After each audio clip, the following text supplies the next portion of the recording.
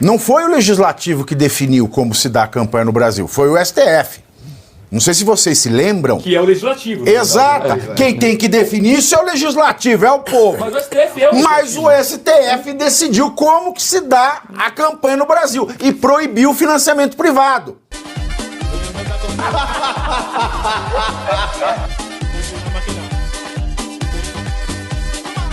O chefe do Centro de Inteligência da Polícia Militar do Estado de São Paulo, Coronel Pedro Luiz de Souza Lopes, afirmou que a atuação do PCC nas eleições é muito maior do que ele imaginava. Quando, segundo Lopes, vou abrir aspas para o Lopes, tá? Para as palavras dele, não dá para falar que são 100, 200 municípios, mas tem vários com indícios palpáveis de alguma movimentação importante do tráfico participar como financiador de campanha eleitoral. Fecho aspas. Uma das hipóteses é que o PCC, a facção criminosa, tenha buscado mais alternativas para a lavagem de dinheiro e a política foi um caminho considerado viável para o crime. A política já considerou, isso faz tempo também, né? Faz tempo, mas tem a fábrica de inocentes em Brasília. Agora, você sabe o que eu acho interessante, o Luiz Arthur Nogueira? Cadê os tribunais eleitorais? É a polícia que está falando. Cadê a assessoria especial de combate à desinformação para combater o PCC, ou o PCC não é tão grave como a Fátima Tubarovskis? Pois é, eis a questão, né? E o PCC movimenta muito dinheiro. Você sabe que aqui no Brasil quem tem dinheiro tem tudo, né? Tem acesso a tudo. E eles estão conseguindo... Tem acesso até à assessoria especial? Ah, tem. Tem acesso à criatividade, tem acesso a tudo, a gabinetes, né? E eles estão conseguindo eleger pessoas ligadas ao PCC para vereador, deputado, prefeito. Não brinca. Então a situação está ficando ruim. Não brinca. Onde é que nós vamos parar, doutora? Essa questão do PCC, a gente, no início do mês aí de julho, quando a gente esteve lá no CEPAC, e o Guilherme Derrite fez uma palestra só sobre essa atuação da Secretaria de Segurança Pública de São Paulo nesse combate ao PCC. E foi falado muito essa questão, sabe? Porque quando eles falam de lavar o dinheiro através da política, do financiamento de campanhas, quer dizer, é viável, você lava o dinheiro e ainda aumenta a sua influência dentro da política, de baixo para cima, porque esses vereadores futuramente serão deputados, os prefeitos também, né? Então você vai ampliando de uma forma, aqui dentro do estado de São Paulo, então, a gente falou de 100, 200 municípios, mas o Guilherme Derrite, ele falou lá no CEPAC sobre como que é essa estratégia para a gente conter o PCC. Eu acho que isso é importante ser levado em consideração. E uma das coisas que ele disse foi o seguinte, que o governo federal não vai tomar nenhuma medida séria e contundente nesse sentido. Então, que os governadores, os governos de estados mais sérios deveriam fazer uma ação conjunta e unida, no sentido de asfixiar financeiramente o PCC, e de desmantelar a sua cadeia de comando, prendendo seus principais dirigentes, e aqueles que entram em confronto acabam, evidentemente, às vezes, vindo a óbito, né, em virtude do confronto, porque a polícia vai para prender os criminosos. E outra coisa que ele falou que é muito importante nessa questão, tanto do PCC como da criminalidade no país, é a reforma dessa instituição me fugiu agora, gente, a expressão. Democracia. Não, não, da questão da execução penal, né? Me fugiu agora a expressão.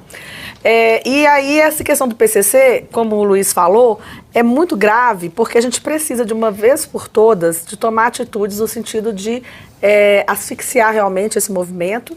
E enquanto não se faz nada, eles estão só ampliando. Então agora essa nova, não sei se é nova, acho que já faziam isso há mais tempo, talvez esteja sendo de uma forma mais ampliada, esse financiamento de campanhas eleitorais de prefeitos e vereadores agora em 2024, que provavelmente se repetirá em 2026, quiçá até para presidente da República, a gente não sabe, mas é gravíssima e coloca a gente cada vez mais na mão dessas pessoas.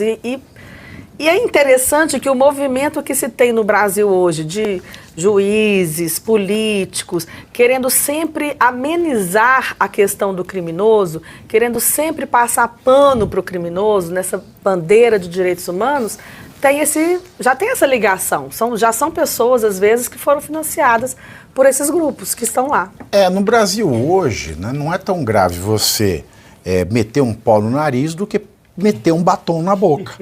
Né? É isso que o Brasil tem. É triste, mas é verdade. Aí, o financiamento público de campanha, eu lembro como se fosse ontem. O Reinaldo Azevedo ainda era de direita, tá? E é verdade, falando aqui é verdade. E quando porque foi o Barroso que começou com essa moda de financiamento público de campanha. Aliás, não foi o Legislativo que definiu como se dá a campanha no Brasil, foi o STF. Não sei se vocês se lembram. Que é o Legislativo. Exato. Quem tem que definir isso é o Legislativo, é o povo. Mas o STF é o Mas o STF decidiu como que se dá a campanha no Brasil e proibiu o financiamento privado. Porque o STF falou, com o financiamento privado, as grandes empresas, que tem que declarar o que doa, tá? Tem que declarar. E o financiamento privado, você ainda tem dispositivo para procurar por dentro. Doa por dentro, doa por fora, saiu do caixa, não saiu. Era uma maravilha. As grandes corporações agora elas mandam nos políticos. Então ele proibiu. O Barroso bateu o pé, bateu o pé. Tá. Aí conseguiu aprovar dizer que é inconstitucional o financiamento privado. E aprovou o financiamento público. O que o finado Reinaldo Azevedo falou na época? Ele falou que esta medida eu lembro como se fosse ontem, era a medida-chave para que o narcotráfico passasse a comandar o financiamento de campanhas. Não me pergunte por quê, mas basta procurar no Google, você vai achar artigo na Veja, você vai achar vídeo falando disso com absoluta certeza. E aí, ao mesmo tempo, a gente está vendo o órgão eleitoral de combate a ilícitos eleitorais, e financiamento ilegal de campanha é um ilícito eleitoral, muito mais ilícito eleitoral do que ver se o mestre de obra que vai fazer a obra lá em casa tem ficha suja. É muito mais ilícito eleitoral do que eu ir atrás de quem mandou um trote no telefone da minha filha. É muito mais eleitoral. Por que esse aparato todo repressivo não está sendo usado, Geisiane? É muito mais quanto o PCC. Do que um jornal que, olha só, produz notícias de jornal, né? Só tem matérias de jornal. Isso não é de hoje, né? A gente sabe que há muita coisa aí que não pode ser dita e que não é de hoje, que tem aí algumas histórias sobre alguns partidos envolvidos com essas organizações criminosas. E aí a minha primeira pergunta então é a institucionalização do crime, porque veja bem, se há esse financiamento em municípios e eles acham, vamos colocar aqui que parou em 200 municípios, isso já é um número expressivo tendo em vista que é a criminalidade que está envolvida com isso.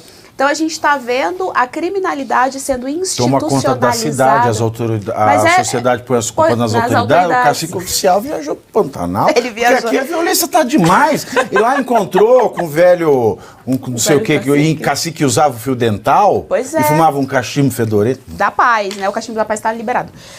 Então, assim, isso é institucionalização do crime. É isso que nós estamos vendo, esse financiamento aí acontecendo. E aí é chamado também de um narco-estado se formando. E a gente já tem violência suficiente no Brasil, lembrando que a gente já tem penas que são completamente brandas dentro do Brasil. A gente já tem também vários casos de denúncias. Tem aquela dupla sertaneja Pena Branda e Chavantinho? Não sei qual que é essa. Lembra do Pena Branca e Chavantinho? Lembra dessa, Ana Paula? Lembra? Você é mineira, você sabe. Você sabe. Mas acontece que é muito antigo, você tá me deixando... Não, mas você não lembra seu avô ouvindo? Tá, Pena Branca e Chavantinho.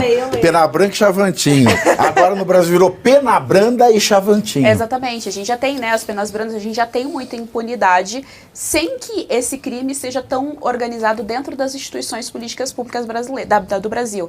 Avaliem agora com isso acontecendo. E vale lembrar também que, concomitante a esse movimento, tem ainda o movimento do MST, tá? Que também tá a mesma coisa ali, abocanhando prefeituras, vereanças na cidade. Então a gente está vendo organizações criminosas fora da lei, à margem da lei, tomando conta ainda mais desse aparelhamento da máquina pública brasileira.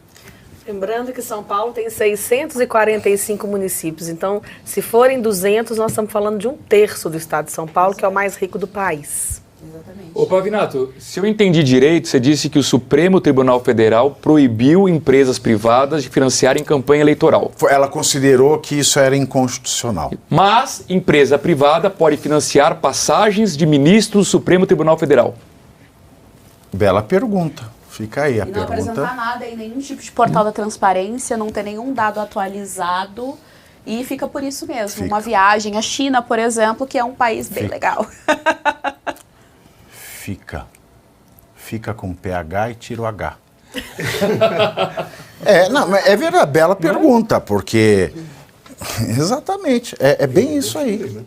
Para congresso em Portugal, né? Exato. Sabe? Que afinal de contas eles também são ministros por representatividade do voto, segundo 100 milhões de o Topolino. Eu vou chamar o Toffoli de Tofolino, que é uma mistura de Toffoli com Topolino. Topolino é o Mickey Mouse na Itália, Topolino. Eles não falam eles não falam. Tinha o Topogijo. Tofogijo. Né, o ministro Tofogijo. Tá, gostei. Né, o Tofogijo falou que tem voto. Não perca a minha aula especial no dia 20 de agosto, às 20 horas. Uma aula totalmente gratuita no meu canal no YouTube, A Direita na Jaula. Se você quer sair dessa prisão ideológica, ou se você quer ter os argumentos que são a chave dessa jaula, você vai estar comigo nessa aula. Não esquece, dia 20 de agosto, às 20 horas, no meu canal. Você não pode perder essa aula. Direita